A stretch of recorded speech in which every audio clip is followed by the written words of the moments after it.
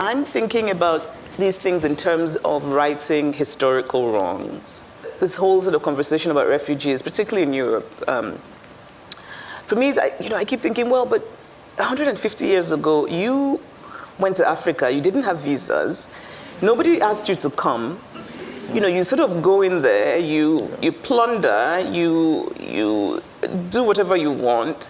It's not that surprising that 100 years later, they kind of want to come to your place. And so I think maybe that should frame the conversation, just sort of as a moral basis. And so in that way, I kind of think about Health Walk, that it might actually be a good way to think about it, which is to say that there is a certain kind of responsibility, I think, that the West has. And I'm not saying this in the way, I can just so imagine somebody from the right saying, well, what you're saying is Africans are not responsible for that. That's not what I'm saying, right? But I am saying that colonialism, which was a brutal and terrible dictatorship, resulted in countries that were never going to work.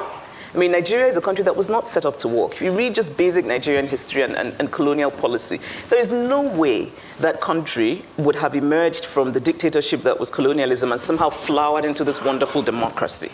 It just would not have happened. What I do think, though, is that the extent of the failure is our responsibility. I think that our leaders could have stolen a bit less money, and then maybe the roads would be slightly better, but do I think our institutions would be flourishing? No.